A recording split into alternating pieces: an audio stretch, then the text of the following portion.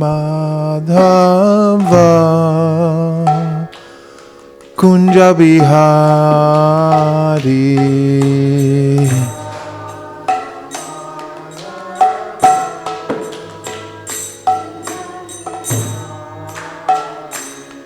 Jaya Radha Madhava Kunja Bihari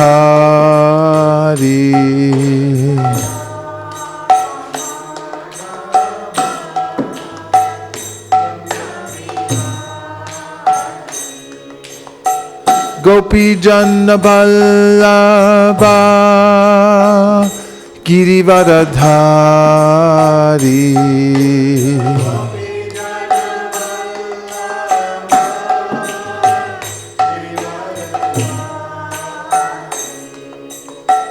Gopi Janna Vallabha Girivaradhari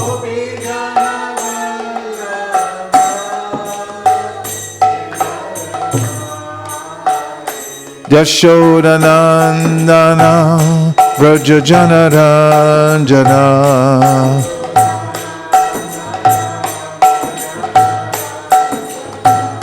Yashodanandana Vrajajanaranjana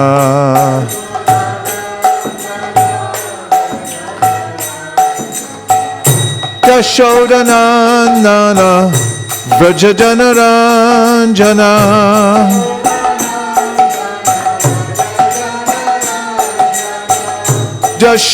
Yashodanandana Vrajajanaranjana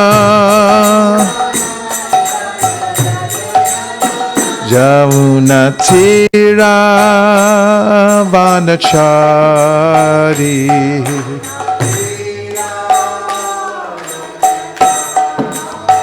Jamuna Tira Vanachari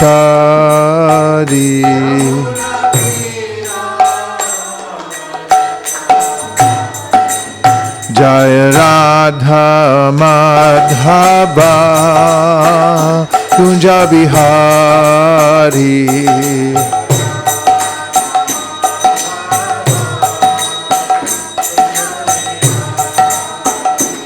Jaya Radha Madhava Kunja Bihari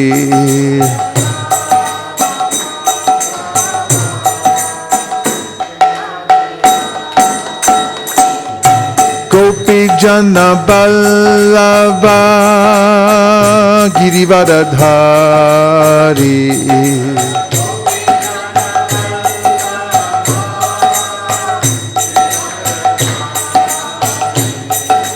Gopi Janna Vallabha Girivaradhari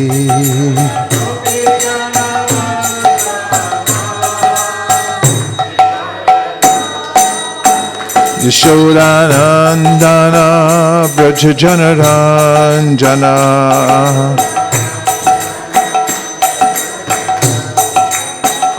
Yashodanandana Vrajajanaranjana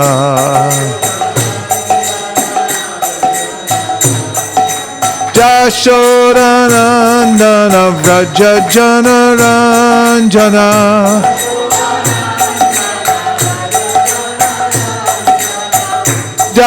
Yashodanandana Vrajajanaranjana Jamuna Tira Vanachari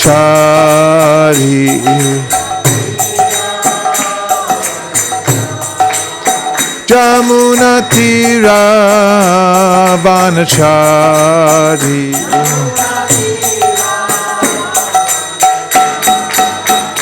Jaya Radha Madhava Kunja Bihari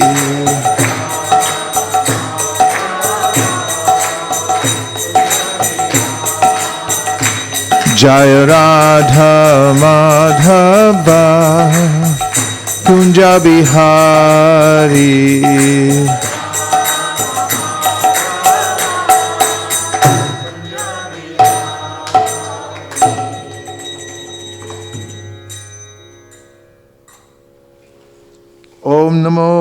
bhagavate vasudevaya. Om namo bhagavate vasudevaya. Om namo bhagavate vasudevaya. Narayanam namaskritya Naram chaiva narottamam Devim sarasatim vyasam Tato jaya mudiraye. Who's in the booth? Anybody? Oh. You didn't put Jaya Radha Madhava.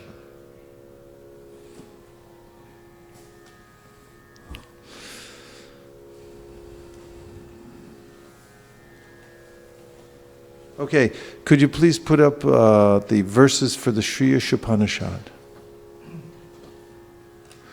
The Sri Upanishad is one of the first books that Prabhupada released, and he considered it important for mass distribution. And one can memorize these verses, and you can say them on the way to work.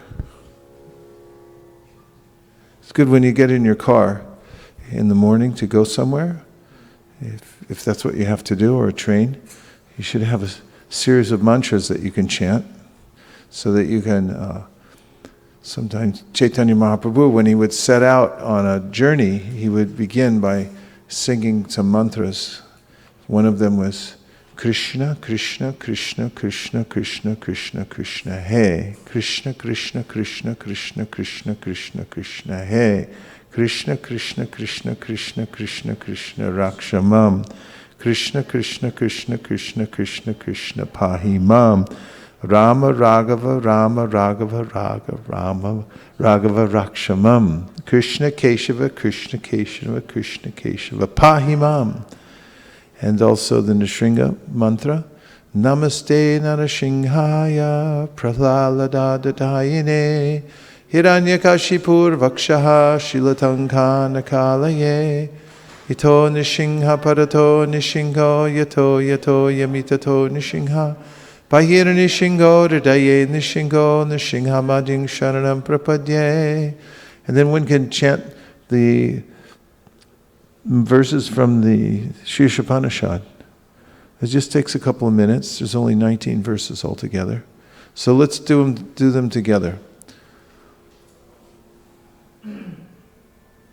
Om Purnam Vada Purnamidam Purnat Purnam Udachyate Purnasya Purnamadaya Purnameva Vishishyate Ishavasyam Idang Sarvam Yatkinja Jagatyam Jagat Tena Tyaktena Bhunjita Magridha Kasya Swidhanam Kurvane Veha Karmani Jijivi Shakshatam Samaha Evam Tvainan Yate Tosti Nakarma Lipite Nare Asuryanamate Loka Antena Tamasavritaha Tamste Pritya Bikachanti Yeke Chatma Hano Janaha Anejarikam Manaso Javiyo Naina Deva Apnuvan Purvanarshat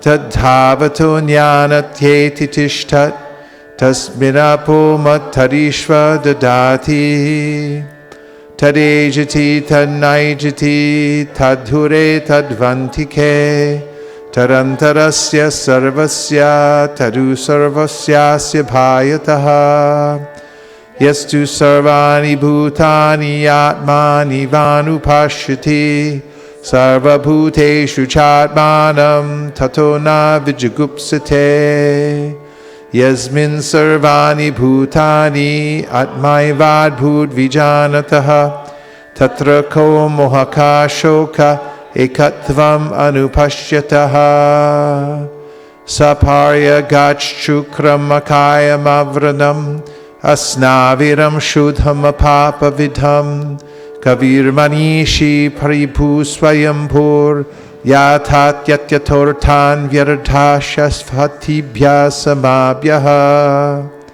Antam Tamak Pravishyanti Ye Vidyam Upasate Tato Bhuya Ivate Tamo Ya Uvidyayam Rataha Anyareva Hur Vidyaya Anyarahur Vidyaya Iti Shushu Matiranam Yenastad Vichichakshire Vidyam Cha Yas Tadvedo Bhayam Saha Avidyayam Mrityum Tirtva Vidyayam Mritum Ashnute Antam Tamak Pravishyanti Ye Sambhutim Upasate Tato Bhuya Ivate Tamo Ya Usambhutyam Rataha Nyar Evahu Sambhavad Anyarahur Sambhavad Iti Shushu Mathiranam Yenastad Vichachakshire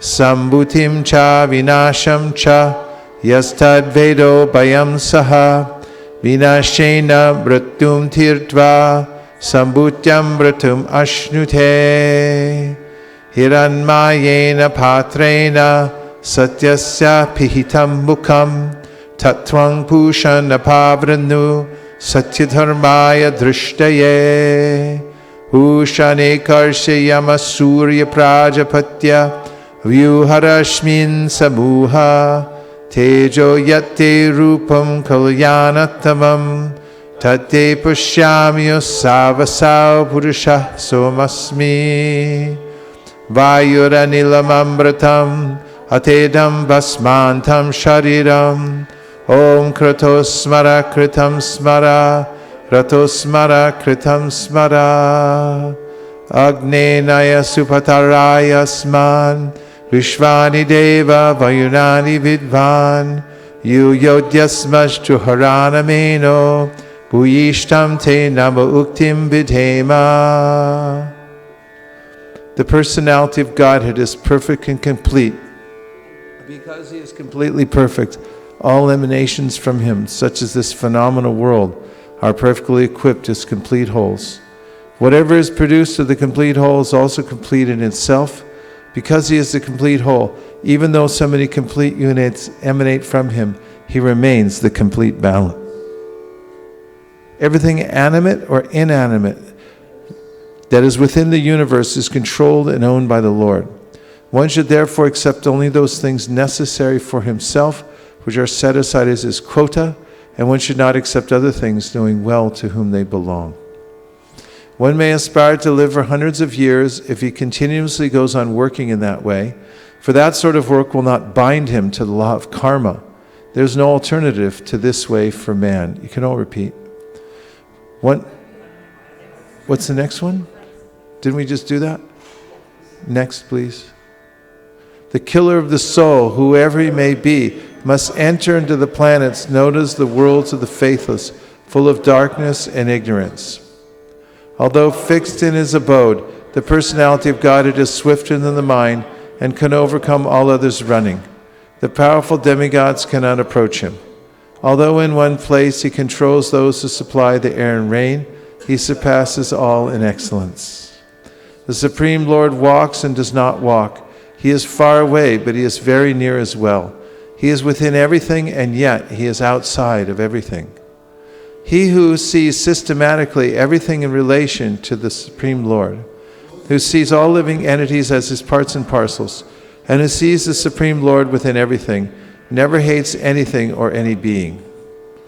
One who always sees all living entities as spiritual sparks, in quality one with the Lord, becomes a true knower of things. What then can be illusion or anxiety for him? Such a person must factually know the greatest of all, the personality of Godhead, who is unembodied, omniscient, beyond reproach, without veins, pure and uncontaminated, the self-sufficient philosopher who has been fulfilling everyone's desire since time immemorial. Those who engage in the culture of nescient activities shall enter into the darkest region of ignorance. Worse still are those engaged in the culture of so-called knowledge. The wise have explained that one result is derived from the culture of knowledge, and that a different result is obtained from the culture of nescience. Only one who can learn the process of nescience and that of transcendental knowledge side by side can transcend the influence of repeated birth and death and enjoy the full blessings of immortality. Those who are engaged in the worship of demigods enter into the darkest region of ignorance, and still more so to the worshippers of the impersonal Absolute. It is said that one result is attained by worshiping the supreme cause of all causes, and that another result is obtained by worshiping that which is not supreme. All this is heard from the undisturbed authorities who clearly explained it. One should know perfectly the personality of Godhead, Sri Krishna, and his transcendental name, form, qualities, and pastimes, as well as the temporary material creation with its temporary demigods, men, and animals. When one knows these, he surpasses death and the ephemeral cosmic manifestation with it. And in the eternal kingdom of God, he enjoys his eternal life of bliss and knowledge. O my Lord, sustainer of all that lives, your real face is covered by your dazzling effulgence. Kindly remove that covering and exhibit yourself to your pure devotee. O my Lord, O primeval philosopher, maintaining of the universe, O regulating principle, destination of the pure devotees, well-wisher of the progenitors of mankind, please remove the effulgence of your transcendental rays so that I can see your form of bliss. You are the eternal supreme personality of Godhead, like unto the sun, as am I. Let this temporary body be burnt to ashes, and let the air of life be merged with the totality of air. Now, O my Lord, please remember all my sacrifices, and because you are the ultimate beneficiary, please remember all that I have done for you. O my Lord, as powerful as fire, O omnipotent one, now I offer you all obeisances, falling on the ground at your feet. O my Lord, please lead me on the right path to reach you. And since you know all that I have done in the past, please free me from the reactions to my past sins, so that there will be no hindrance to my progress. And now let's look at the Sri Upadeshamrita. So there's within the canon of literature that we have in ISKCON, there's a finite number of shlokas to learn, although they're a little expansive, but you can pick a certain series and repeat them regularly. And then it's a good idea to memorize these particular passages and these books. For instance, Ishri Upanishad, you can repeat on some regular basis. If you can do it every day, that's nice.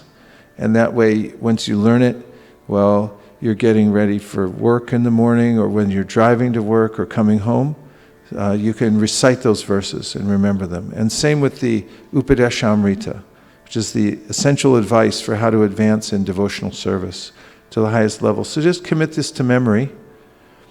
In case the next administration in the United States burns all the books, we want to make sure we have this memorized.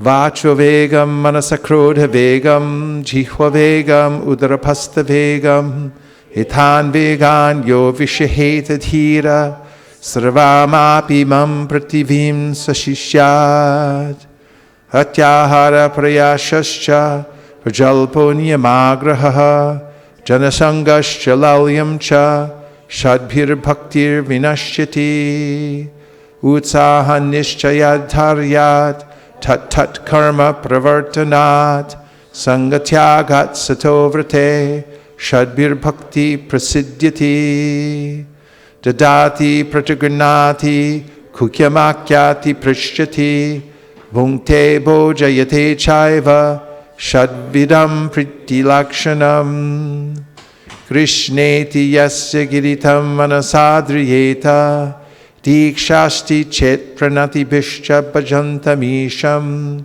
shushrusaya bandhana vignamananya manya nindari shunyardam ipsita sangalabhya drishtai subhava janitar vapushasya doshar na prakritatvam iha bhaktyab janasya pashyed gangam basam na kalubhud buddha pena pankar pramadravatvam apagashati niradharmai.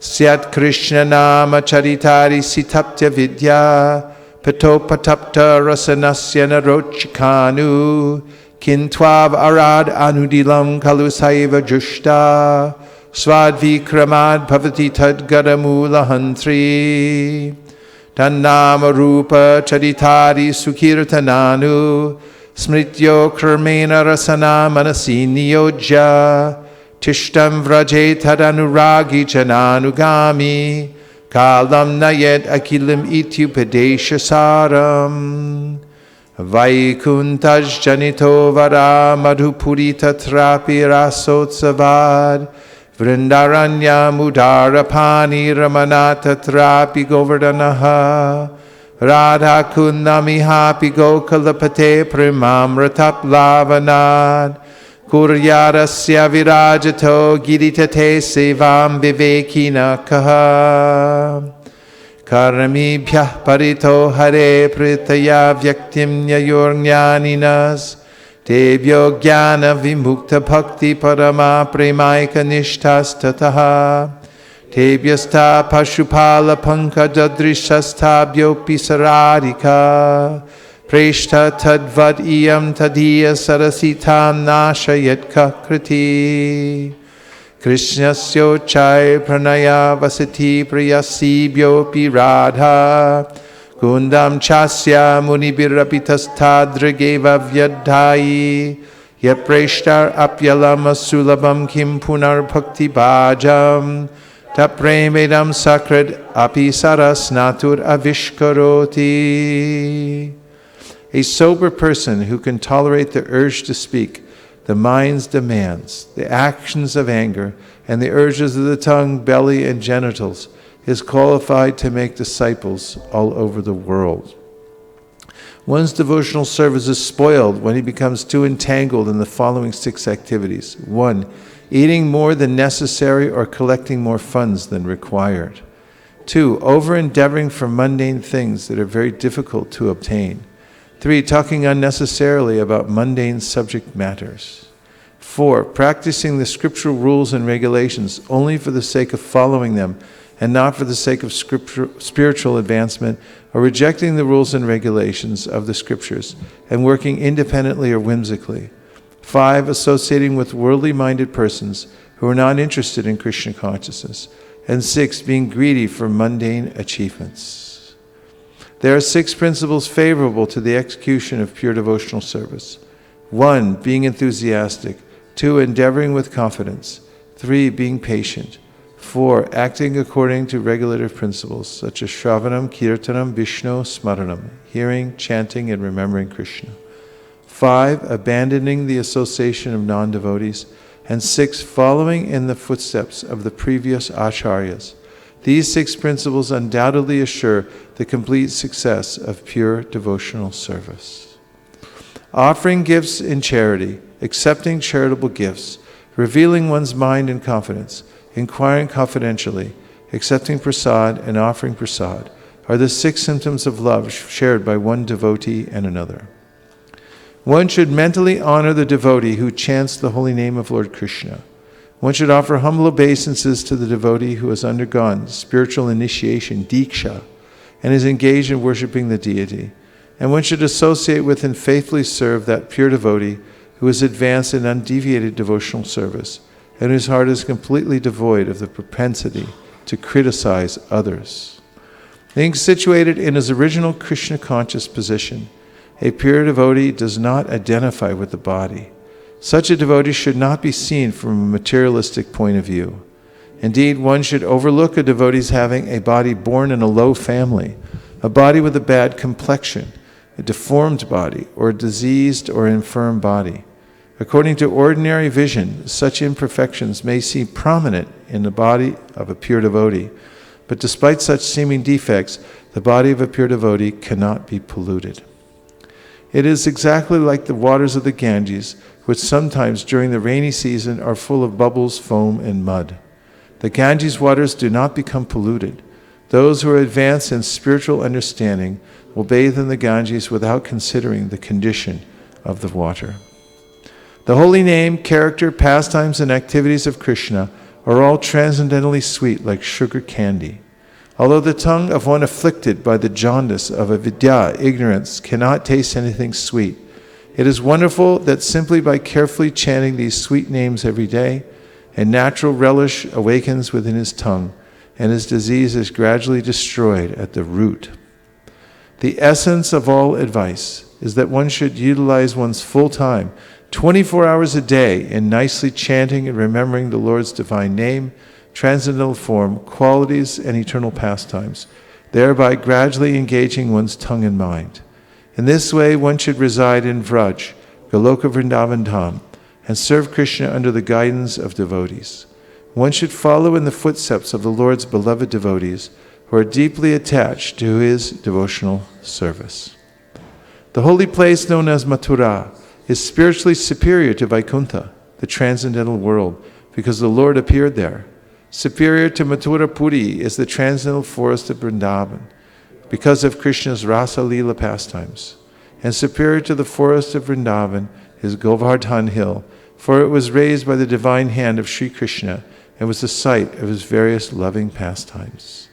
And above all, the super-excellent Sri Radhakund stands supreme, for it is overflooded with the ambrosial nectarian prema of the Lord of Gokula, Sri Krishna. Where then is that intelligent person who is unwilling to serve this divine Radhakund, which is situated at the foot of Govardhan Hill? In the Shastra it is said that of all types of workers, he who is advanced in knowledge of the higher values of life is favored by the Supreme Lord Hari. Out of many such people who are advanced in knowledge, Gyanis, one who is practically liberated by virtue of his knowledge, may take to devotional service. He is superior to others. However, one who has actually attained prema, pure love of Krishna, is superior to him. The gopis are exalted above all the advanced devotees because they are always totally dependent upon Sri Krishna, the transcendental cowherd boy. Among the gopis, Srimati Radharani is the most dear to Krishna. Her Kund lake is as profoundly dear to Lord Krishna as this most beloved of the gopis. Who then will not reside at Radhakund and in his spiritual bodies surcharged with the ecstatic devotional feelings, aprakrita bhava, render loving service to the divine couple Shri Shri Radha Govinda, who perform their Ashta Kalila Lila, their eternal eightfold daily pastimes. Indeed, those who execute devotional service on the banks of Radhakunda are the most fortunate people in the universe. Of the many objects of favored delight and of all the lovable damsels of Brajabhumi, Srimati Radharani is certainly the most treasured object of Krishna's love, and in every respect her divine Kund is described by great sages as similarly dear to him. Undoubtedly, Radhakund is very rarely attained, even by the great devotees. Therefore, it is even more difficult for ordinary devotees to attain. If one simply bathes once within those holy waters, one's pure love of Krishna is fully aroused. Hare Krishna, Krishna Krishna, Hare Hare, Hare Rama, Rama Rama, Hare Hare. Can you check and see if Dayamiti is online? If he sent in a question, I didn't answer last week. I rushed through and he was disturbed by it. So I want to answer his question today if he's there.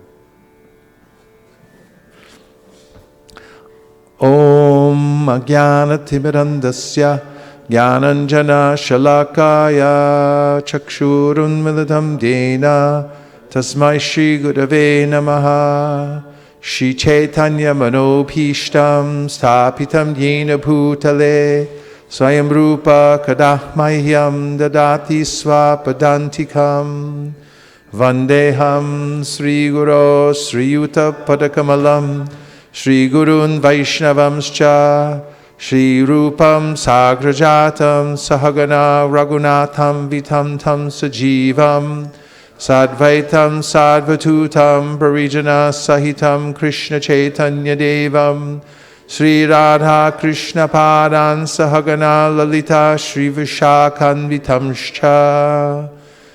He Krishna Karuna Sindho Dinabandho Jagatpate Gopesha Gopika Kanta Radha Kanta Namostute Tapta Kanchana Gaurangi Radhe Vrindavaneshwari Vrishabhanu Sute Devi Pranamami Hari Priye Vansha Kalpatarubhyascha Kripasindubhya Evacha Patitanam Pavanibhyo Vaishnavebhyo Namo Namaha Jaya Shri Krishna Chaitanya Prabhu Nityananda Sri Advaita Gadadhara Shivasari Gaura Bhakta Vrinda Hare Krishna, Krishna Krishna, Hare Hare, Hare Rama, Rama Rama, Hare Hare.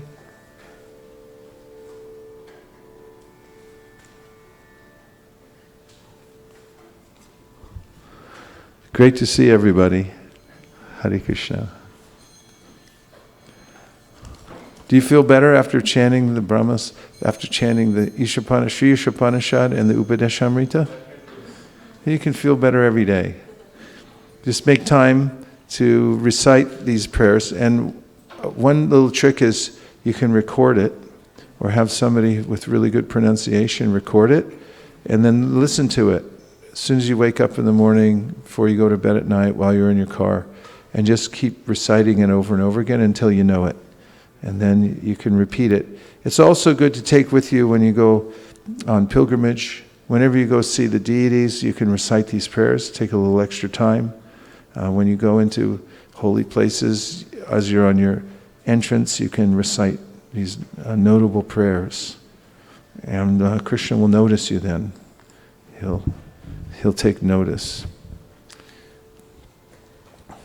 So tonight we're going to talk about our greatest asset. What asset do we have that's most valuable to us? In fact, it's our main asset, and that is our attention. Attention is defined as a notice taken of someone or something, the regarding of someone or something as interesting or important. Attention. Let's look at, well, first of all, we'll talk about ways that attention is refined or affected.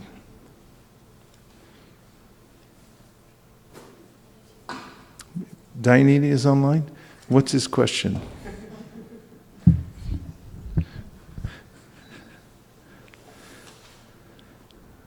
Before we go into this, I want to hear Dayanidhi Prabhu's question because I rushed through last week and we got late and then I didn't answer his question.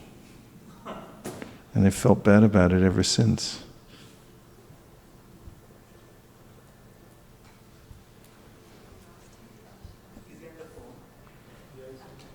Do you have it? Oh, he has to resend it? Okay. Thank you. So, we're getting sensory input all the time. And there are certain things that we notice and some things that we don't notice. There's some things that we give our attention to and some things that we don't give any attention to at all. And according to the Bhagavad Gita, the reason that we notice some things and don't notice other things is because there's a filtering system that comes through the mind. The mind takes in all the imagery and the impulses that we're getting from our various senses. And as it enters the mind, according to its particular position, which is determined by the modes of nature it's affected by, will accept or reject certain things. Some people look at the same object and think that it's valuable. Another person looks at an object and thinks that it's not worthy of his or her attention. Just lets it pass. So the mind is choosing options all the time, according to the impulses that we're getting. And this function of the mind is called accepting and rejecting. And so and these decisions that are going on in the mind have to do with the impressions we've gained. Actually, our mind is what we've fed it. whatever we feed the mind, it becomes. And this is one of the great secrets of refining the intelligence and refining one's attention, is to understand that we have some choice about what we let into our sensory field. And according to the way in which we allow certain things in and reject other things, the mind will develop a certain mode of nature. It's because of association with the modes of nature in this world that we end up in good places sometimes and bad places at other times. In fact, all places are bad in this material world because in material consciousness, when they're not related to Krishna, then they don't do us any good, because we are eternal parts and parcels of Krishna. Our main interest is in being connected to Krishna. We are connected, but our consciousness becomes disconnected when it is affected by the lower modes of material nature. Krishna says in the 13th chapter of the Gita, Purusha prakriti stohi bhunkte prakriti jangunan karanam guna sangosya sarasad yoni janmasu. Here's the cause, he said, of your attaining good and bad situations in the material world. He said it's because of your association with the modes of material nature. How we associate ourselves will determine our direction, will determine our fortune, and so forth. And therefore the mind must be molded in such a way, it must be refined, so that it is a clear medium for thinking of Krishna. After all, in the Bhagavad Gita, Krishna says, Manmana bhavamad bhakto. Manmana bhavamad bhakto. In your mind, think of me all the time. And when the mind is contaminated by the modes of material nature, when it's affected by various stimuli that are not connected to Krishna, then it will develop certain habit patterns and will be attracted to various objects in this world that aren't related to Krishna. So reforming one's attention has to do with several factors.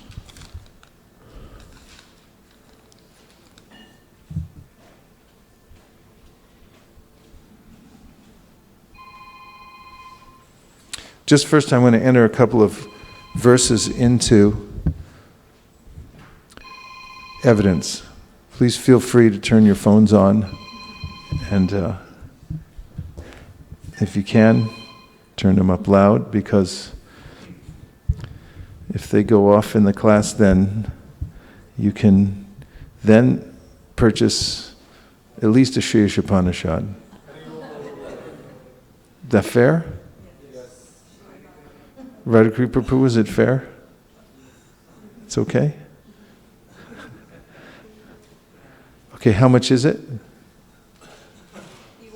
$5?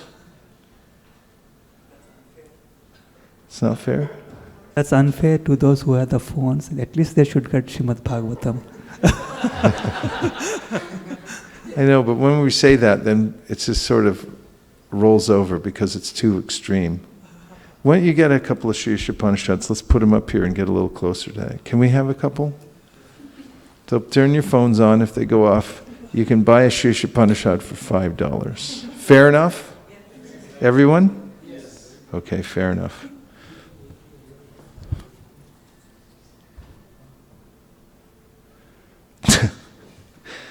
Okay. So I want to give, here it is, Sri Upanishad. Feel free to turn your phones on, and you can buy one of these for $5 if your phone goes off. Okay? Fair enough. So, in the Gita, Krishna says, Prakrite kriyamanani gunai karmani sarvasha ahankara vimudhatma kartaham iti manyate. He describes a way in which one is transported by the modes because of developing a false ego, a false sense of being the controller of this world. and identification with the material body. So prakrite kriyamanani gunai karmani sarvasha hankara vimuthatma. And Krishna describes a person in this situation to be very foolish. Can we see the verse, please? I think it's 327. 327.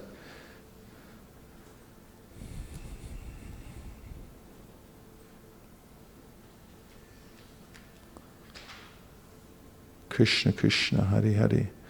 So the word for word says, prakrite, of material nature, kriyamanani, being done, gunai, by the modes, karmani, activities, sarvashaha, all kinds of, ahankara vimudha, bewildered by false ego, atma, the spirit soul, karta, doer, aham, I, iti, thus, manyate, he thinks, and the translation says, the spirit soul, bewildered by the influence of false ego, thinks himself the doer of activities that are in actuality carried out by the three modes of material nature.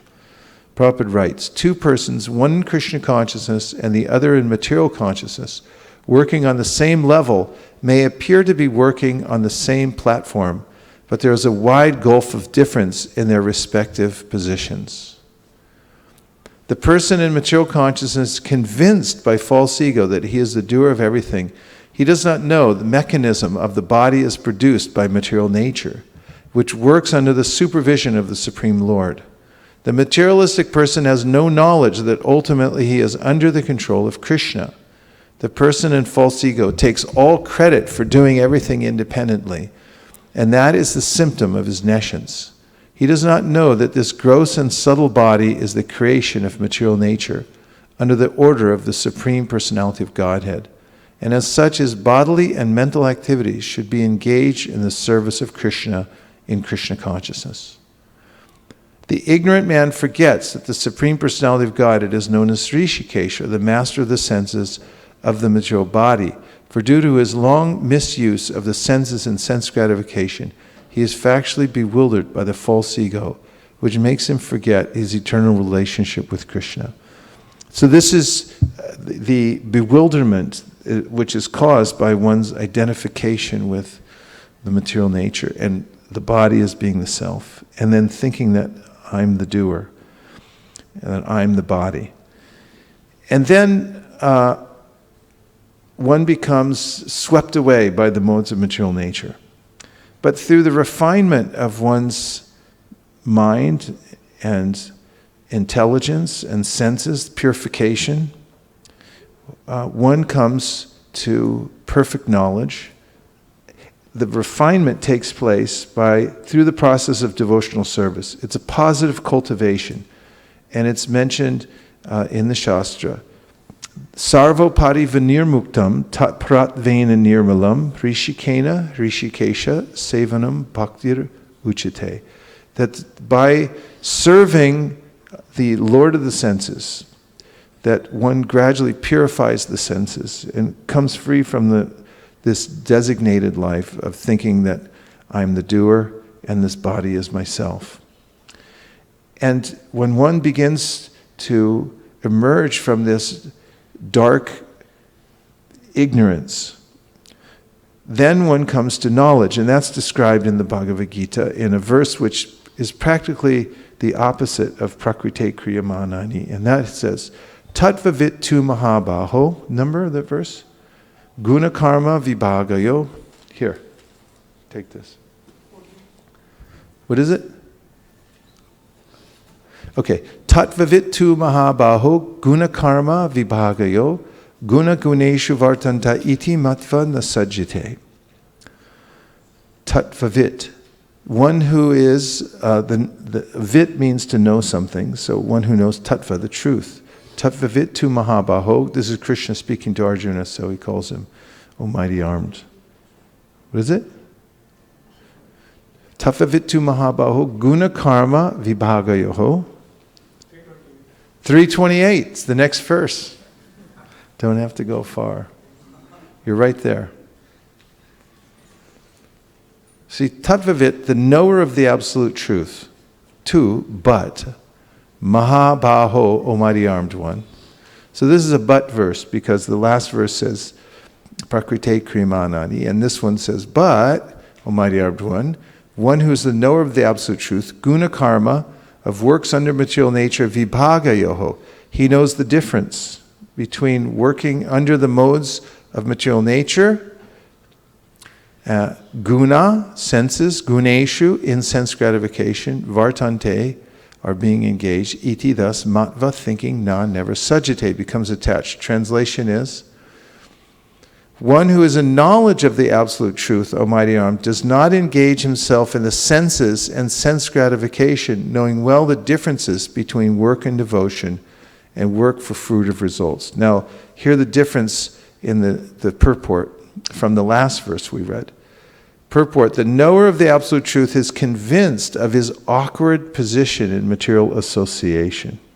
That's important. And it doesn't take much. If one is informed from the scripture that we're in an awkward situation, it more or less is a relief. Because if one thinks that by hard endeavor and by arrangement of arranging one's life, adjusting one's situation in life, that one can come to a sublime situation by material arrangement, then one will always fall short and be disappointed. So accepting that we're in an awkward situation. So the knower of the absolute truth is convinced of his awkward position in material association. When we're materially associated, who we are non-material. We associate with matter, it's awkward. He knows that he is part and parcel of the Supreme Personality of Godhead, Krishna, and that his position should not be in material creation. He knows his real identity as part and parcel of the Supreme, who is eternal bliss and knowledge. And he realizes that somehow or other he is entrapped in the material conception of life. In his pure state of existence, he is meant to dovetail his activities in devotional service to the Supreme Personality of Godhead, Krishna.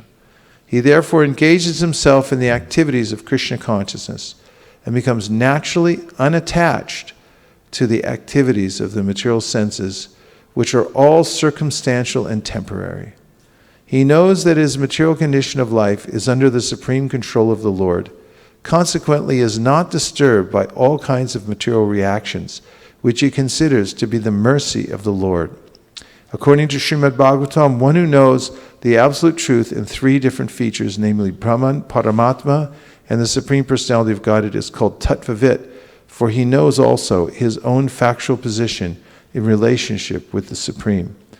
And now, before I move on to make unveil my case that I'm making tonight, let's take a few reflections. First of all, how are you all? Is everyone okay? Do you feel that the material world's awkward? It's a little awkward, right? Yeah, but you're perfectly situated, because although we're in an awkward situation, you're doing everything that you have to do in order to come to the perfect stage of life. Yes? So I was looking up the word awkward in the dictionary, and its origin is from English, from the Middle English, and it means turned in the wrong direction. Turned in the wrong direction. Turned in the wrong direction. And I was just thinking that when you are in the material association, you are turned in the wrong direction, away from Absolutely. Krishna. This is mentioned in the Shastra. Bhakti parishana. No, excuse me. Bhayam dvitiya binibeshatasyad ishad apetasya means turned in the wrong direction. Viparyo smritihi. Therefore, one's intelligence becomes covered over. What else? What else did you hear that was helpful to you? So we're here to take some help from Krishna. We need this refreshing information coming from outside the closed walls of the material world. And the more that sound vibration in the material world bounces around and gets affected by the lower modes of material nature, the more agitating it becomes. And the more the situation becomes awkward for everybody. In fact, in Kali Yuga, situation is predicted to become more and more awkward because of the lower effect of the lower modes of material nature. But one doesn't have to subject oneself to that. One can effectively live through Kali Yuga without being touched by these modes of material nature. Avoid the awkwardness of this age. Maharaj, like how it's under his own false ego. A person is bewildered, thinking himself to be a doer, which are actually done by the modes of nature. Yes, so you're noting that fact. Yes. Yes. It's by the misidentification with the material modes of with the material body, thinking I'm the doer. I was just noticing, Prabhu, how in the purport Prabhupada says that the activities of material senses are circumstantial and temporary, but still the results are very heavy, and the results are what? The result that comes, even though the activities are temporary and circumstantial, the activities that we do of the material senses, he says that the activities of material senses are circumstantial and temporary. But what I'm thinking is the result that comes out of that activity, that result is very sticky, and it stays with us, it seems like for a long time. It's for a reason. And it's very interesting for one who's working diligently to refine his or her intelligence and the way he or she works in this world. That stickiness is actually a help, because one who realizes how every subtle activity that we perform in this world has a reaction. One becomes more and more determined to work in a way that is non-reactive. And there has to be some consequence for it to really register, because the disease is to again and again try for material sense gratification. But when the result is so sticky, as you put it, one who's on the path of refinement becomes more and more careful not to stick his or her big nose into these sticky situations, because there is a reaction. And so you find that people who are advanced spiritually or advancing spiritually are extremely careful to keep the transcendental vibration going and to keep the environment clean, because we have to have a clean environment, and we have to be careful how we associate ourselves in this world. In many different ways we can become infected by the modes of material nature, so we have to be fortified. It's interesting how strong the reaction is, how sticky it is.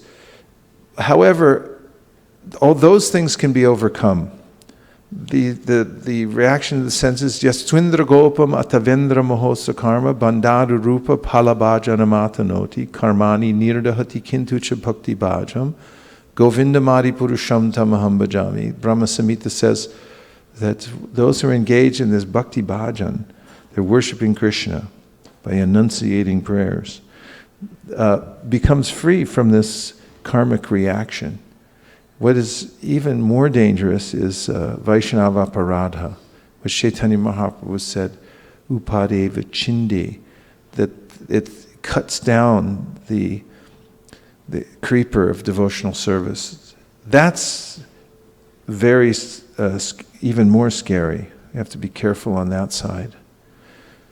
But it can be overcome. So one has to realize how difficult and sticky the situation is in the material world, and carefully practice sadhana, bhakti. And also, we have to depend on Krishna's grace, because as it says in the Bhagavatam, even if you slip while you're performing serious devotional service, swaparamulam vajata priyasya tyaktanya bhavasya hare priyashaha vikarma yachchot patitam katanchit dhunoti sarvam hridi sanivishta. If you're sincerely practicing devotional service and you slip back into vikarma, for some reason it just overwhelms you at some point. And Krishna, from within your heart, helps to purify you of that fault very quickly, because you're on the path of devotional service. Thank you for your points. Yes, Ramananda Saka. Yeah, generally this false ego is so strong that even for devotees also, even for those who are... What's so strong? False ego. False ego. Is so strong that even for devotees also, even after hearing or reading the chapter, that verse many times, still it's very difficult to overcome this false ego, because as soon as that person does something, he thinks that I have done it, and at least in subtle way that feeling is there. How can we overcome that? Yeah, the false ego is always sitting there ready to appropriate any activity that we do. And then when it comes to devotional service, the false ego will also be standing by to say, okay, I'll take that. And that's why Raghunath Das Goswami, our Prayojana Acharya, in writing the Manak Shiksha, seeks to analyze these various appropriations by the false ego, so that we can become aware of them. The first step is awareness. And this verse is very important. Tattva vittu mahabaho. I like this verse. It's very practical, because what it's saying is, once you become aware, once you become tattva vit, when you know the truth, what actually is in your best interest and what's not in your best interest, you become clear about that, then you become more discriminating in how you let your false ego in. But you have to be aware of it and watch how it's coming in. He sees, for instance, that I'm performing devotional service, Raghunath Das Goswami, Manak Shiksha. He says, then I want puja, labha, pratishta. Puja means I want some worship, some recognition for what I just did. Labha, I want some gain. I want to get a premium from this. What do I get out of it? And then pratishta, it's like, I got some entitlement now, some position. Now I'm some kind of expert. And so he warns against these and says these kinds of desires, which are the appropriations committee that goes on from the false ego, are like the stool of a hog. A hog eats stool, then he passes stool. It's doubly obnoxious. And so we should also become aware subtly of how the false ego is appropriating whatever we do. And by praying to Krishna, by refining our devotional service, and getting our reward from some other place. We actually have to find this reward that comes from our relationship with Krishna. Those who are experiencing the reciprocation of service for service. When one does service for service without any expectation in return, and then feels satisfied, not just satisfied, but exhilarated, it feels a reciprocation from Krishna within the heart, there's a taste. It's a higher taste than one gets from giving into the false ego and saying, yes, I'll take something for that. That's why devotees like Gopal Bhatta Goswami, when Kaviraj Goswami was writing the Sri Chaitanya Charitamrita, he said, don't write about me, I don't want to hear it. I don't want my name in there anywhere, so you don't hear about him very much. And Vaishnavas are careful because of what they're experiencing in their relationship with Krishna within their heart. And so there's a way in which also, if you go out on book distribution regularly, which we recommend because there's an instant response from your environment when you deal with all kinds of people in public who have no idea what devotional service is, no idea who you are. They don't care who you are. They just think maybe some people think that you're just trying to interrupt their flow of sense gratification, which is true. But they give you instant feedback. And from that, there's a nice way in which one becomes divested of the desire to try to claim oneself to be the doer. Because in order to do that service, it's also important to not be the doer, to be the instrument. And if you get in that practice a lot, you start to get used to it. And you also realize the reaction you get when you're the doer. Krishna talks about this in the Gita, that if you're the doer, then you also have to accept the reaction to it. And if you're not the doer, then the reaction doesn't belong to you. You're just a servant, just be the messenger. And that's something that one can learn by the practice of devotional service. I especially think that going out on book distribution is important. Prabhupada did it. He went all over India, distributed books all over America. And if you do this as self-purification, go out for the sake of getting that feedback from your environment, from people that you meet, immediate feedback. Sometimes you can notice, if you start to think, oh, I'm the doer, I'm convincing people, and then someone says, gives you an admonishment, then it can sober you up really quickly and think, okay, I don't want to be the doer anymore. I'll just be the instrument instead. And if we can stay in that situation, learn to be in that situation of the instrument, it's very beneficial to advancing in spiritual life. What else? Yes, Dhiraj. And then Aditya. You mentioned that the most valuable asset we have is our attention. And also Krishna himself confirms the impact material modes of nature have on us and material energy. Devi Heshi Gunamai Mama Maya Durate. So those are very impactful points for me.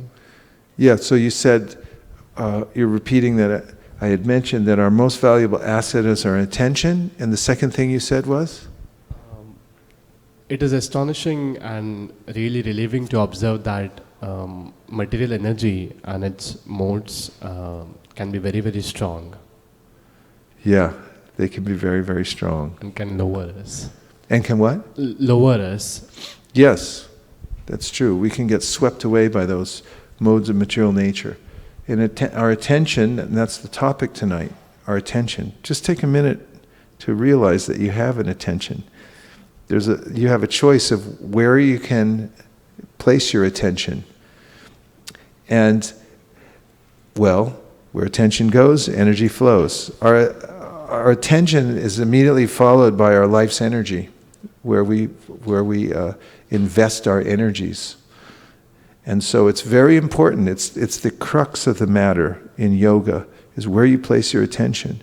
And to learn how to place one's attention on Krishna and Krishna's service is the great trick that changes everything. Yes?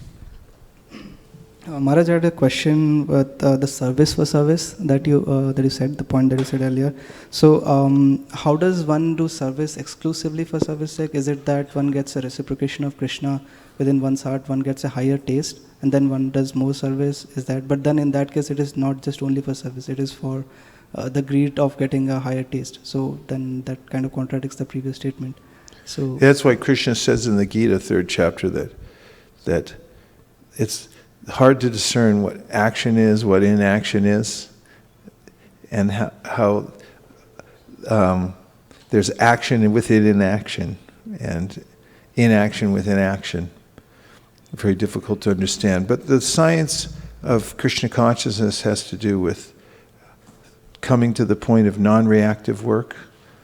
And the realm of desire, we are made of desire. So the impersonal idea is, this idea of the jnanis is to do away with desire, to mechanically detach oneself from all material desires and all the objects, one by one in this material world, neti.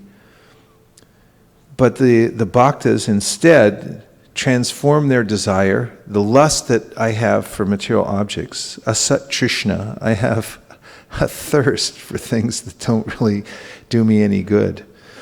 That they're here today and gone tomorrow. They're part of the Ashvata. The Ashvata Krishna describes in the 15th chapter of the Bhagavad Gita, the big banyan tree. Actually, I think Vishwanath Chakravarti Thakur describes how that swa means tomorrow, And Ashva in Ashvata means not tomorrow. Ashvata, sta means to stay. It means it won't be around tomorrow. And when we transfer our desire, and we are units of desire, it's not that desire goes away, it simply becomes purified and redirected, then that desire for serving Krishna is considered to be perfect and non-reactive. And therefore, service for service means that when we desire simply to please Krishna's senses and not our own by doing our service, then that's considered to be service for service. And in that, there's a great reciprocation from Krishna within the heart, or personally. Yogakshemam bahamyaham, he says, to those who simply give themselves their full consciousness to me, really they, out of love, I just want to serve you. This is possible in love. You can see in the love of a mother for her child. There's a way in which the mother simply gives herself 24 hours a day out of love. Such sacrifice to be a mother. You have to have a sense of love, otherwise why would the mother do it? And you can see how one can do service for service. Why does a mother serve her child through so many years, her whole life? During babyhood, she's there 24 hours a day, just listening to hear how the child's breathing, how it's making sure the child eats throughout adolescence, and then even into old age. There's this attachment. So Prabhupada said that this motherhood, it most resembles the selfless kind of desire that one develops in spiritual life. So that's what means service for service. Just like mother serves her children, it looks like almost she's programmed to serve her children. Because it's not programmed, it's actually spontaneous. It's kind of spontaneous. But it is kind of like that. There's a sense, but that whatever we see coming through the animation of living entities in this material world, although you may say it's programs because you can see the birds doing it and the squirrels and everything like that, saving their children from the river and protecting them and so forth, that still is evidence of the desire of the soul. But you have to understand the science, that it's simply directed towards something that's temporary. And this is exactly what Krishna is saying. That same spontaneous kind of love that you see living entities have for their children in this world needs to be transferred. Tvaime nanya vishaya matir madhu pate sakrit ratin udvahata dada gangi vaugam udanvati. There's a natural flow of that love when it becomes purified that goes towards Krishna in the same way. So we take evidence from things here in the material world. Okay. Okay? The comment I was going to make is that that almost mothers looks like almost they're programmed to serve their children, and but if all the beings were programmed to serve the God in the same way, if we have done it that way, then it would have. Well, we have to reprogram, because when we come in contact with material nature, we become conditioned. That's what the programming is. We become conditioned to have love for matter, and that's known as lust. And when we become free from that conditioning, the highest conception of that means to transfer those same feelings that we have for matter to love for Krishna. Then it's eternal and perfect. And that can be done through the process of bhakti. That's what we're doing. Yes? You very nicely mentioned... Now you have to wait for the mic, because there's at least 40 people online who want to hear what you have to say. Hello. Well, you very nicely mentioned how a woman and a mother are capable of showing complete devotion and love, a bhakti bhav for their family and kids. And even Krishna admits that Radharani, Yashoda, Ma, they all displayed that kind of love and bhakti towards Krishna. And yet I think many times in Bhagavatam that we were reading recently, Srila Prabhupada mentions how the Sudras, three, and Asuras are the three categories where Bhagavad Gita especially aimed for, because somehow I get a sense when reading Bhagavatam that repeatedly there's mention that the Stri, especially need for this bhav or the need for the Bhagavad Gita teaching. It somehow appears to suggest that there is a lower platform that women are placed in that, and that you need to be, the women especially are encouraged to get the wisdom from Bhagavad Gita, when I think from our discussion we are realizing that women are already have a lot of that bhakti bhav. Could you comment? Yeah, that's why Prabhupada mentions in one of his purports in the Bhagavatam that you'll notice, for instance, in India at religious functions, all the women show up. I see it all over the world actually. You go to Asia, some programs, mostly women show up. So there is a softness of heart that's there within women that Prabhupada noted is very conducive to this bhakti process. So that motherly affection, it's spontaneous, that can be dovetailed. Of course, we're not our bodies, so any kind of conditioning can be overcome. But whatever propensities we dovetail to devotional service will then become purified. What I meant was, I think he seemed to kind of mention that the Shudras, the Stri, kind of in the same category that need enlightenment more than the men. I mean, I may be misinterpreting it, but I don't know if you understand. Well, he says in the Krishna says at the end of the 9th chapter of the Bhagavad Gita that there are. I mean, on the material platform, there are gradations. That's obvious. There are gradations of conditioning. And according to the body we get, if you get a body of a squirrel, you're going to be conditioned to run up trees and grab nuts and stuff. It's just the way it is. And, and according to the particular body that you get in this world, male, female, it has a certain kind of conditioning, and it's not all the same. Some men have higher modes, and therefore there's categorization on the material level called varnashrama in order to facilitate whatever kind of conditioning that one has so that one can engage it in Krishna's service. Where he says in the 18th chapter, swesai karma nabhirata, whatever your particular propensity is, if you engage it in Krishna's service, then it'll become purified and you'll become perfect. So varnashrama is a very scientific way in which the world is observed according to the modes of material nature. And the brahmanas are in the mode of goodness, the kshatriyas in the mode of mixed passion and goodness. Then the vaishyas are a mixture of passion and ignorance, and then the shudras are mostly ignorance. And so, it's obvious that everyone's affected in various ways by the modes of material nature. It's a very practical way of giving everyone 2 feet on the ground so they can start off from their particular nature to serve Krishna. Of course, in the Kali Yuga, there's a way in which everyone is affected by lower modes of material nature, and therefore it's said in the Shastra, Kalu Shudra Sambhava. Everyone's born as a Shudra or lower in the Kali Yuga. But considering what one's situation is now and how to take advantage of that to engage in Krishna's service is practical. It's a good idea, and it helps. Thanks for bringing that up. Couple more?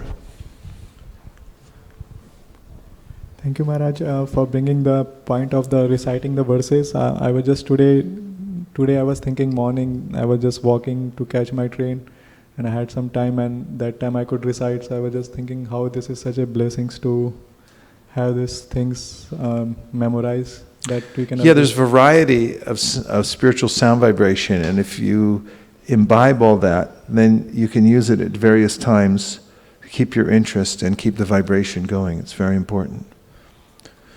Yes. So Maharaj, so in this verse, the last statement says, according to Srimad Bhagavatam. So that is a forward reference in terms of the verse. According to Srimad Bhagavatam, one who knows the absolute truth in yes, three different. So what about that?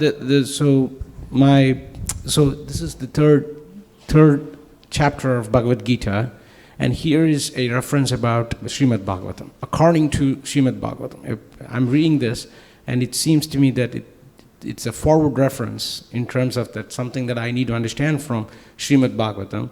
At the same time, it says one who knows the absolute truth in three different features. So could you please elaborate more in terms of what should I know more about absolute truth in these forms, like Brahman, Paramatma, and Supreme Personality of Godhead? And is it that absolute truth in that statement, which is capitalized? So does it mean that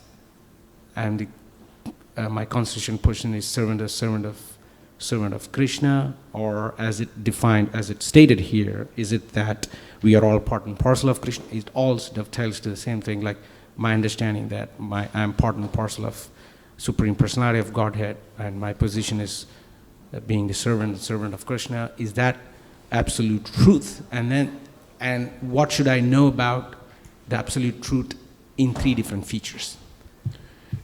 Your statements are very much aligned with Bhagavad Gita. Krishna says, Mamai vamsho jiva loke jiva bhuta sanatana manak shashtanindriyani prakriti-stani karshati. And that is that the soul is eternally connected with Krishna as an anga. We're part of Krishna. It's a very intimate relationship. And however, somehow or other we've fallen into a condition where we're laboring under a mind that's conditioned by the three modes of material nature. And yes, then to realign oneself with one's eternal nature as a servant of Krishna is advised by Sri Chaitanya Mahaprabhu, to consider I'm the servant of the servant of the servant. This realigns one's activities in the correct way. And the science of the Supreme Personality of Godhead and the Absolute Truth is given in summary in the Bhagavad Gita, but in the Srimad Bhagavatam it's given in detail. And therefore, this verse, Vedant, that's referred to here, Vedanti tat vavidas tatvam yaj jnanamadvayam brahmeti paramatmeti bhagavaniti shabdite, describes how the Absolute Truth is realized in three features: Brahman, Paramatma, and Bhagavan. And this is just like there's the sun. And the sun has, Hare Krishna Bhumi, welcome back.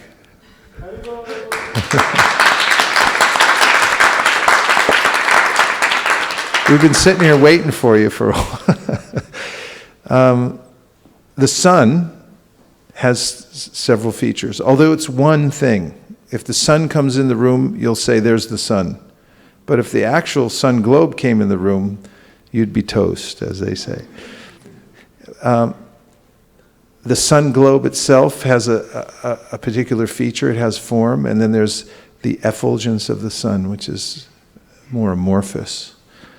It's undefined. But within the sun, there's Lord Narayan. Om Deya Sada Savriti Mandalamadevarti Narayana Sahsija Sanasanavishtaha Keyuravan Makara Kundalavan Kiriti Hari Hiranmaya Vapurtichashangachag. Vedic scripture says, there within the sun, there's a form of Narayan, Surya Narayan, and he has beautiful earrings, he has 4 arms, he's holding his various weapons and so forth. Personalities there behind everything. And to know these 3 features as one but different at the same time is perfect knowledge. And to understand that we are one with but different from the Supreme Lord is called the science of Achintya Beda Bed Tattva. And this was Chaitanya Mahaprabhu's teaching. And this perfectly aligns one it brings one to the conclusion of divine service to the Supreme Absolute Truth. There's more to be said, but I'll leave it at that for now. And I want to talk about attention, because it's a very practical thing, that to realize where our attention is going moment to moment. In fact, any self-help guru will tell you this is the secret to time management. What is the best use of my time right now? Who says that? Practically every self-help guru, but especially Brian Tracy, will say, what is the best use of my time right now? And that's a question that in our practice of refining our consciousness, we should ask ourselves, what's the best use of my time right now? And what does it mean to best use of my time? Where I'm placing my attention? What am I giving attention to? What is my priority? And Krishna says in the Bhagavad Gita, definitively, think of me. And he says you can do that while you go on with your work even. In the 8th chapter of the Bhagavad Gita, when he's describing how the culmination of one's efforts throughout this very short span of life that we're in right now, to think of Krishna, brings one to a position where one can successfully leave one's body and think of Krishna at the same time. Just like Bhishma Dev, he was on a bed of arrows. That's a severe situation, to be on a bed of arrows. Have you ever had a pinprick? And then think about being filled with arrows. And he was equipoised in that situation, able to speak transcendental knowledge. In fact, Krishna brought Yudhishthira to him and said, Bhishma, you tell him. Tell him about the absolute truth. Bhishma was lying there on a bed of arrows because his consciousness was so refined. His attention was not on the way in which his body was situated at that particular time, but it was situated in Krishna. Similarly, Srila Prabhupada proved it. In modern day, you say, well, that was thousands of years ago, that was Bhishma Dev. Prabhupada did the exact same thing. His body was completely emaciated. There was no fat between the nerves and the bones, and therefore the doctors said that he was in excruciating pain. And sometimes, the devotees would have to come and move him because just lying on the bed, on the soft bed, it was so painful for him. Nonetheless, to his last breath, just like Bhishma, lying on a bed of arrows, he was disengaged from his body and meditating on Bhagavatam and speaking Bhagavatam. And you can read those purports for yourself. And you can see the pictures. Prabhupada lying as if on a bed of arrows with a dictaphone being held by his assistants right in front of his mouth. That's because of his consciousness not being engaged in the body. His attention was on his service. And Krishna says in the Bhagavad Gita that this is a perfectional stage. Naiva kinchit karomiti yukto manyita tatvivit pashyan shrinvan spishan jigran ashnan gachan swapan swasan. Pralapan vishwanan grinnan unvishan nimishan api indriyan indriyateshu vartanta iti dharayan. Iti dharayan. He's the perfected person, naiva kinchit. Never does he think that I am the doer. He's not thinking that this body is mine. He's seeing that it's being moved by the modes of material nature. Naiva kinchit, not at all. Naiva kinchit, not even a little bit does he think this is my body. Naiva kinchit karomiti yukto manyeta tatvavit. He understands the absolute truth, and then it describes how seeing, smelling, receiving, taking in, evacuating, doing all these things are simply going on as a machine, which it is. It's just like it is a mechanical process, biological but mechanical. And he disassociates himself with it. So one can ascend to this kind of consciousness even while working in Silicon Valley, even while doing your job.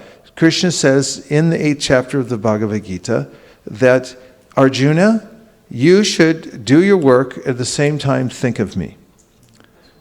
Tasmat sarvishu kalishu mama nusmara yudyacha mayarpita mano buddhir mami vashyatya samshayaha. It says, without a doubt, by that process. And what is it? It's where you're placing your attention. While you're doing your work, the acharyas say, think about how you're doing this particular work at Oracle, Google, Apple. Which ones am I missing? Intel. Let's have a call out for your favorite corporation. After all, corporations rule the world. Let's hear it for them. Cisco, yeah.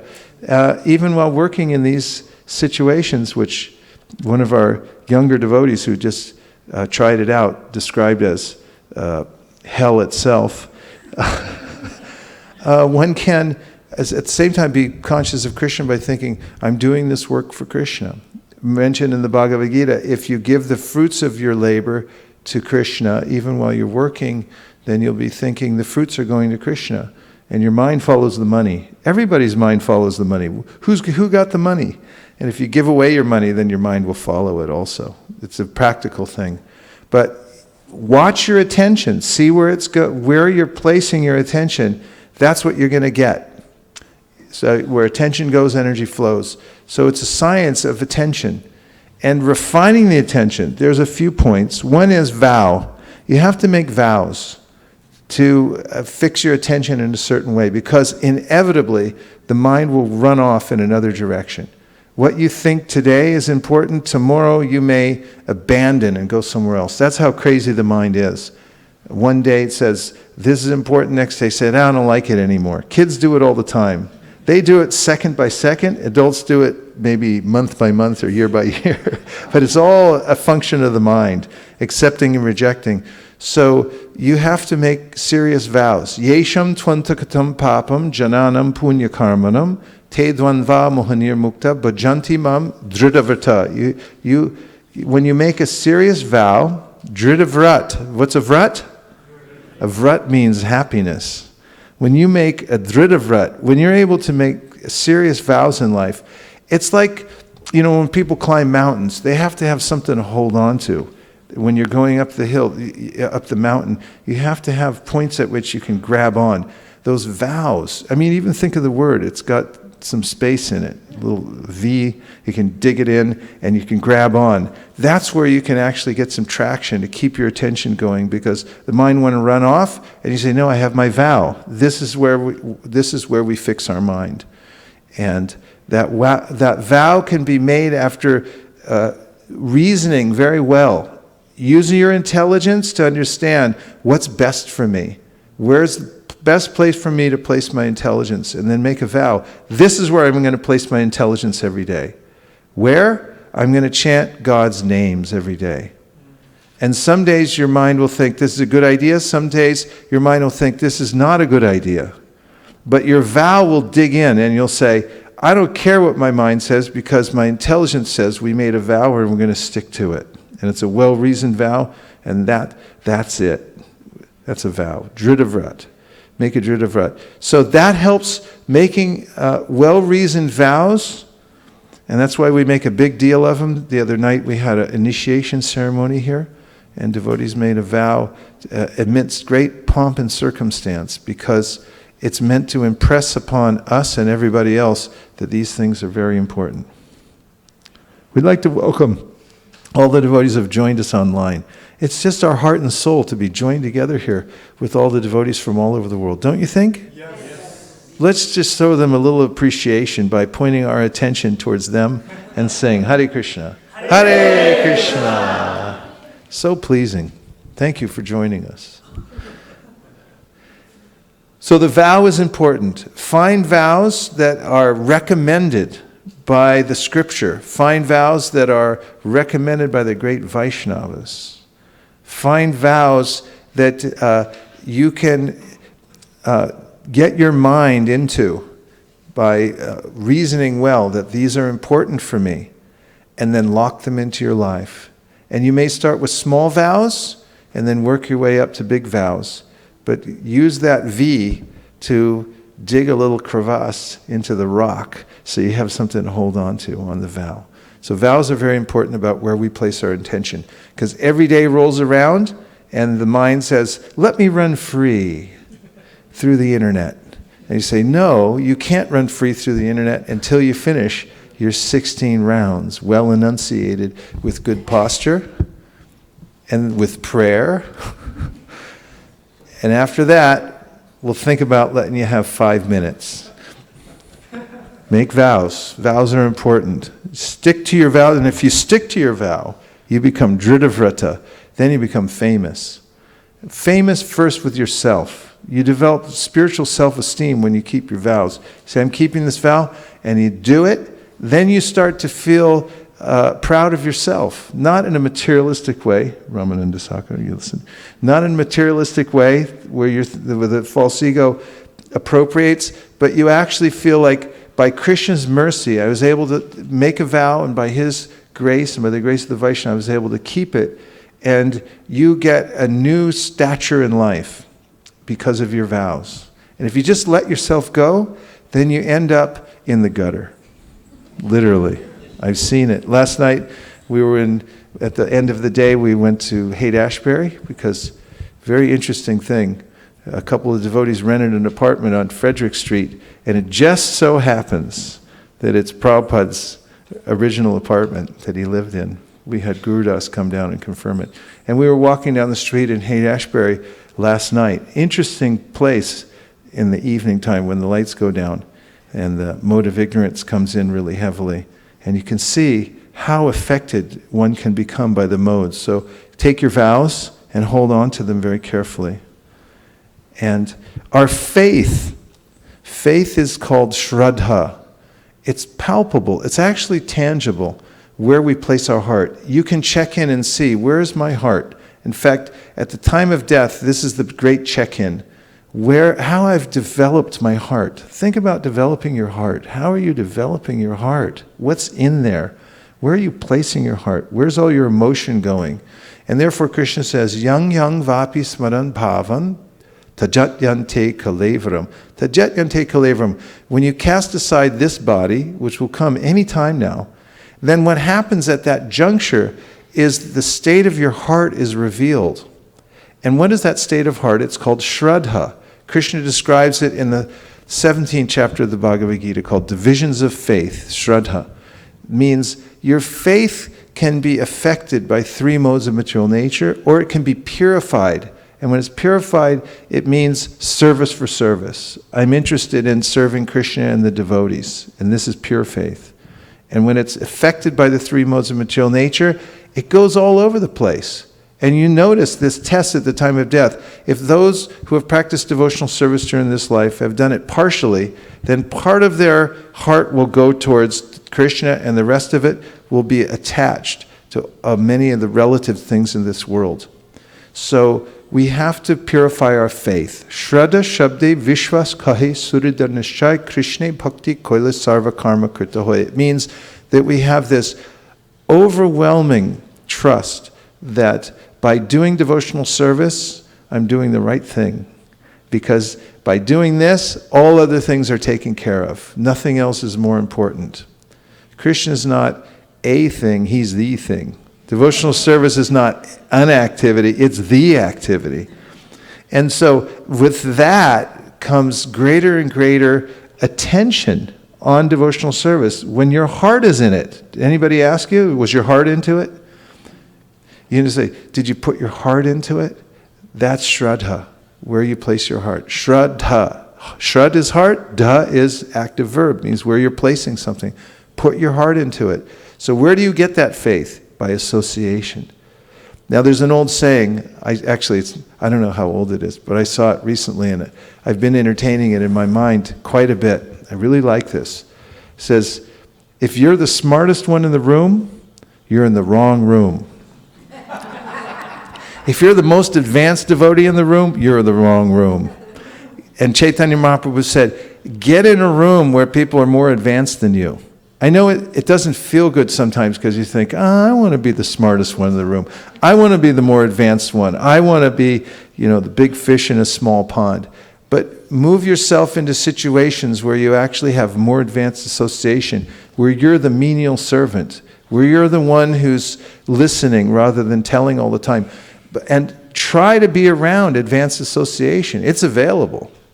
It's available, but you have to pray for it because it comes by grace. It comes by Krishna's mercy. If you really want to have good association and you pray for it, you specifically ask for it, because after all, we get everything we ask for. And that's a problem. If you're asking for the wrong stuff, then it's really what we call insult, adding insult to injury. But if you can come to this point of praying for good association, praying for association that's more advanced than myself, then you take advantage of it, then your faith increases naturally. Because when you get around those who have it, then your faith will increase by association and service to those who have more faith than you do. And then there's good old-fashioned practice. Practice is so powerful. It's something that humans can do to reprogram their allegiance to various things. And Krishna recommends it. Abhyasa yoga yuktena. He says also in the 8th chapter, how to get to this point of having one's attention on Krishna. He says, abhyas. Just keep practicing. Go back to it. Look at what it takes to play an instrument or to learn C++. Try to put it in relatable terms. Or JavaScript. You got to really look at those little symbols over and over again and line them up and figure out, I don't know what I'm talking about, by the way, but learning it's something you just do carefully. There's so much there in learning where you find yourself a teacher who's already done it. That's very important because it gives you faith in the process. When you're sitting in front of somebody who already did it and you can see that they did it and they know it. This is what Krishna says. This is why Krishna says, Tad vidi pranipatena pariprashnena sevaya upadakshanti te jnanam jnaninas tattvadarshina. Get the association of people who have already learned it, already practiced it, already come to the point of being able to place their attention on Krishna, and then inquire from them and learn the practice. This is called bhajana kriya. You have to practice it. Just like when you learn to play an instrument, you have to go through the scales every day. You have to put your finger on the right place and your finger goes in the wrong place. You pick it up, put it on the right place. You keep doing it over and over again for a few weeks, and next thing you know, right, you're teaching harmonium. Everyone should take harmonium lessons and stick to it. Because you need to stick to these things over and over again. In fact, my Mridanga teacher was telling me, he told me something really powerful the other day. He said, because he was trying to show me how to play the Mridanga, hit the Mridanga in a certain way that I get a special sound. And it takes a long time to learn how to do it. Like 1 out of 20 times my finger would get it right. And he said, I said, well, how long does it take? What do you have to do? And he said, well, there's a descending grace. It comes by Krishna's mercy. He said, it's not exactly mechanical. He said, if you keep trying and you keep practicing, then suddenly, all of a sudden, you're just doing it. And where did it come from? From Krishna. That's pretty cool. And humans can do that. They can figure out, what kind of practice should I be doing? And then just do it over and over again. That's why we have these, this structure. That's why there's an institution that says, do these things. And why did the Goswamis go to so much trouble to spell it all out? In a process. It's in the Nectar Devotion. Figure out the practice and then just do it and keep doing it. And when your finger slips off, bring it back. And then there's descending grace. Abhyasa yoga yuktena cetasa nanyagamina paramam purusham divyam yati partanu chintayan. There's a way in which by this abhyas, doing it over and over again, you'll get this descending grace from Krishna practice. It also says in the Brahma Samhita, it says that, what is my verse? The last section of by scriptural evidence, pramaneshu, what? Pramaneshu. Tarabhyaser anantaram, there it is, Tarabhyaser anantaprana. That by anantaram, by constantly practicing over and over again, then one come to this perfect attention span. You can extend your attention by thinking of Krishna. By practice, you have to practice. And where else Krishna says, Prayana kale manasa chalena bhaktya yukto yoga balena chaiva bruvor madhye pranamavesha samyak satam param purusham upaiti divyam. So these yogis, they practice over and over again so that they get the yoga balena. You have to have some strength. You have to do it and practice it, and then you get some yogic power, some yogic strength. And the highest strength is to be able to fix your attention on Krishna. And then actually, by doing that, one comes to a natural flow of, because there's a taste, to think of Krishna naturally, out of spontaneous affection for him and the whole practice. So all these things are meant to allow us to take advantage of our greatest asset. And what is our greatest asset? It's our attention. Just think of the fact that you're different from the squirrels, because as Ramananda Saka Prabhu so aptly pointed out, they're programmed to run up trees and get nuts and do all kinds of stuff. You can train squirrels to do other kind of interesting, tricky things, but you can't train them to think of Krishna. It's not possible.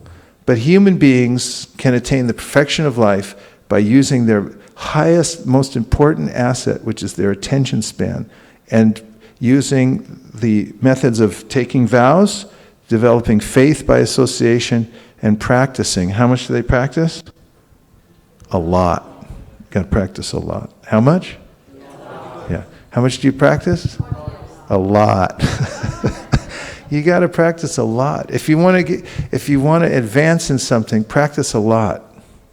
I was listening to a YouTube the other day. Some Indian professor teaching Sanskrit. He was telling his students, "You practice 6 hours a day, then very soon you're realizing you're darn right, 6 hours a day."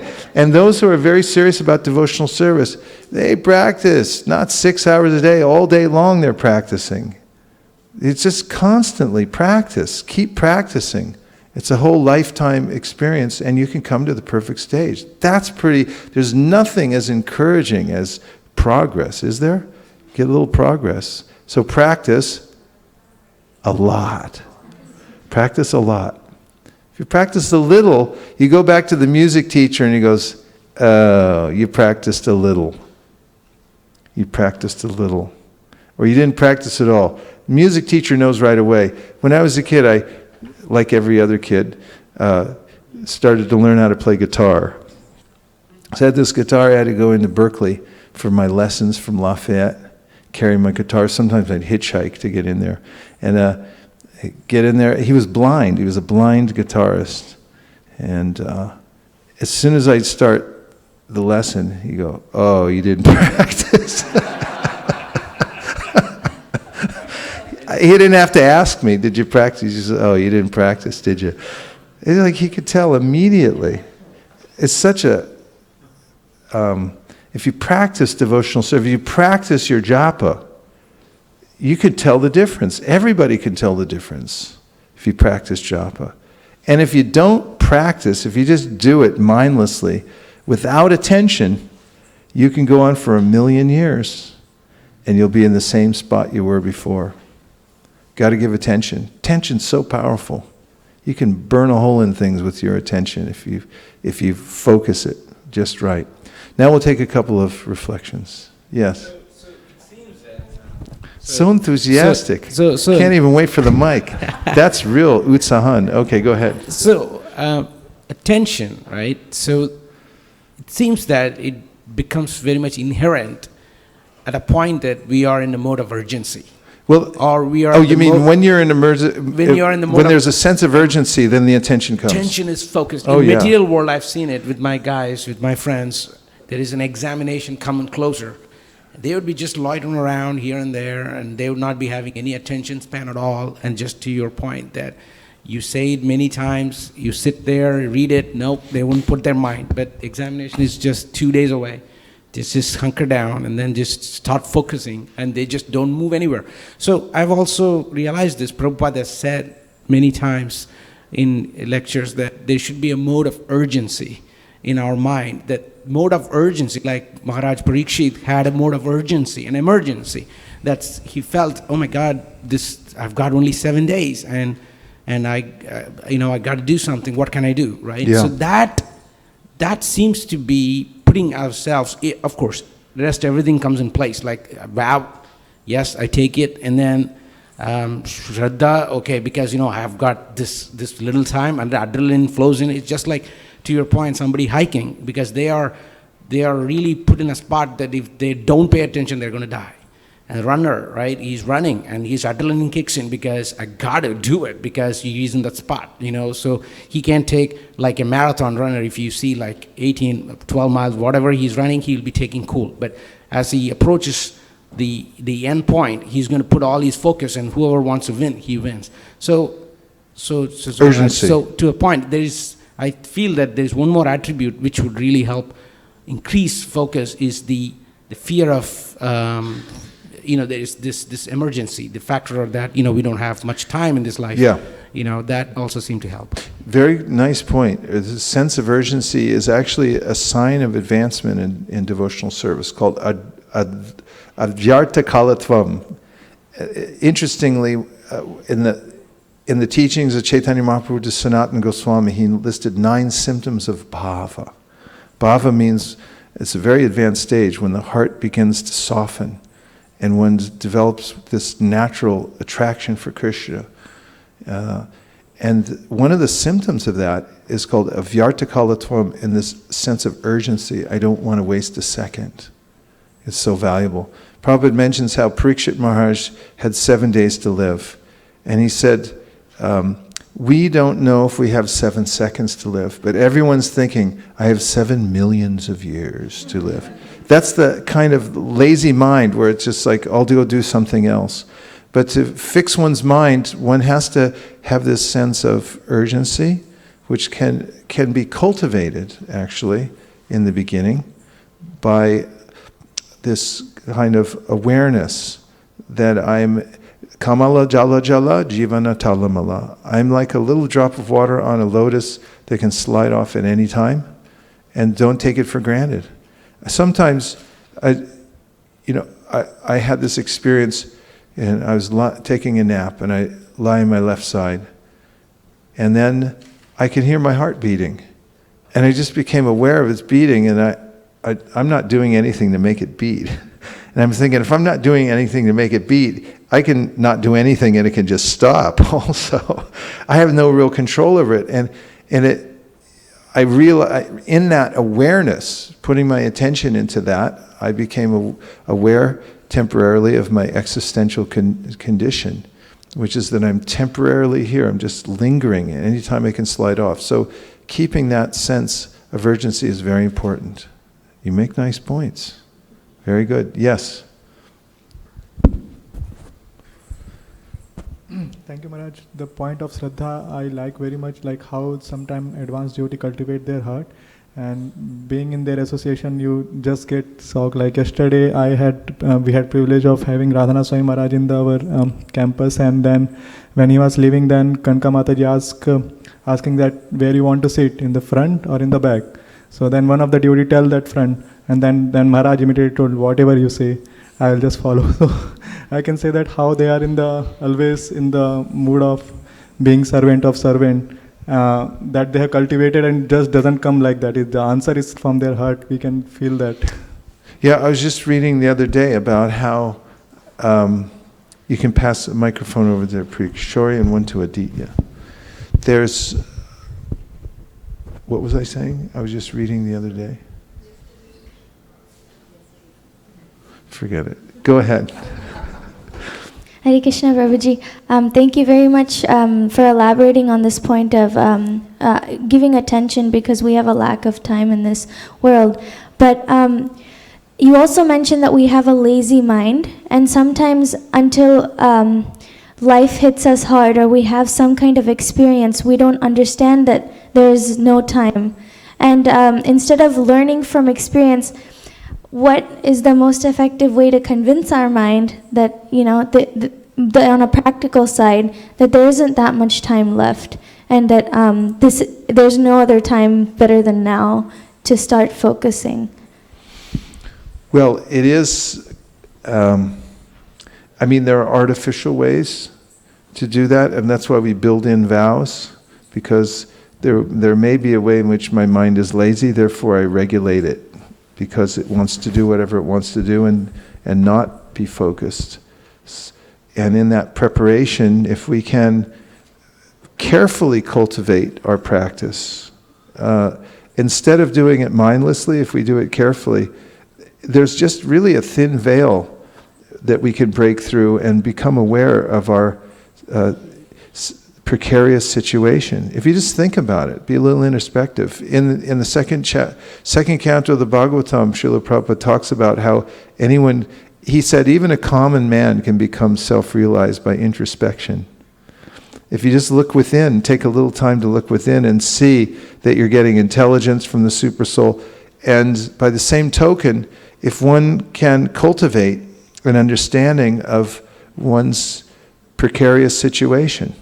For instance, if you take a moment to consider the fact that your heart is beating, as I just mentioned, and it could stop at any time. Satyadev Prabhu, who was a paramedic, as you most of you know, for 20 years, I used to ask him all kinds of questions about how people die and things like that.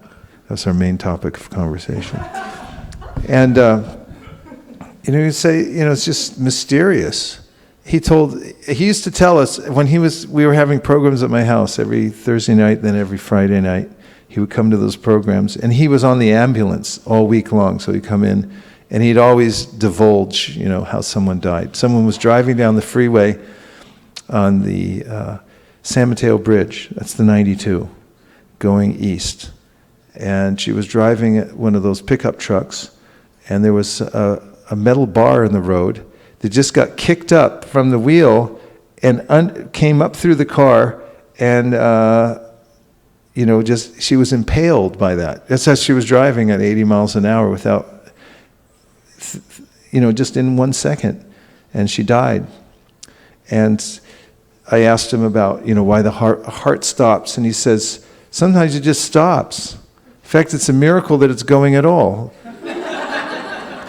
Like, how does it work? There was a convention of cardiologists in San Francisco. This is probably about 20 years ago. I was still working in the San Francisco airport. Working means I had a booth from which I was distributing books. And I was at Moscone Center, so there were thousands of them from all over the world. And I asked each one of them, so what makes the heart beat? And what makes it stop? I was just asking a simple question like that. And there was a mystery. These are top cardiologists in the world. And if you just cultivate a little awareness of the fact that our breath is a gift, and try to recreate that situation in which you've experienced, at least sometime in your life, of your precarious situation. Kamala dala jala jivana talamala. And then you can do that before you chant japa, and then call out to Krishna, please, I'm helpless. Rather than being comfortable and thinking I've got it made in the shade and I'll live for 7 million years and death is for other people, not for me. It kind of helps just to be a little introspective. You can cultivate it. Yes, I don't want to neglect the online because I may get chastised. I just wanted to let you know that Bhaktin Promila, she's watching you from India. She went to India. Haribo! Our crafts teacher. Thank you. And then this message is from Khonika Mataji. My humble obeisances to the lotus feet of Vaisesika Prabhu. Amazing class. The virtue of taking vow and sticking to it is laudable even in the material world. For example, people who stick to the wedding vows and remain faithful to their spouses are praised in the society. Yeah, very nice comment. Thank you. May I ask a question? Yes, and I'll answer it within 30 seconds because we have just... Okay. So when you mention associating with devotees who are higher than you and better than you, so what exactly is involved in association? Because people could be living together and still not imbibe all the values. Mostly hearing. if you hear in the association, this is what Chaitanya Mahaprabhu said, hear Srimad Bhagavatam in the association of devotees who are more advanced than yourself. So that's always a good bet. Better than playing billiards or something like that. I mean, there's all kinds of levels of association. But if you get together, my friend Ruchi Das, who passed away some years ago, he was always into the Bhagavatam. He said, hey, Vaish, let's read the Bhagavatam. And he'd just sit there and read all day. And, get together with your god brothers, god sisters, your siblings, your aunts, uncles, whatever, and hear Srimad Bhagavatam. And if you make a vow to read Srimad Bhagavatam, then, boy, you're really into it. This kind of vow where you say, like Keshavarti Maharaj, he's been on this thing for a couple of years. He won't give it up either. When he takes a vow, he's really into it. You can look at his records for the last 40 years. He's written it meticulous, and he's saying what time he wakes up for, in the morning, how many rounds he chants, 64 rounds on Ekadashi, everything. And so he's taken a vow, 41 pages of Bhagavatam a day, aloud. And wherever he goes now, he's Houston, Dallas, Denver. Where you were there? Yeah, so he just sits down. I'm reading my 41 pages aloud. And then people come in, 20 people, and they just listen. And it changes the whole environment. And yes? Quick, we got 10 seconds. He said, Keshavarti Maharaj said, 41 pages. If you take 41 pages a day, right, non-stop, 365 days, you can finish Srimad Bhagavatam. Yes, that's correct. Sunday class. Just correct. I wanted to pass and encourage everyone to start. Yeah, so the answer to the question about association is here in the association of devotees. Hear Bhagavatam. That's simple, right? Very direct. Sit down and hear Bhagavatam, hear Prabhupada's purports, and you will absolutely 100% advance in devotional service if you do that regularly. And you should do it how much? You should do it a lot.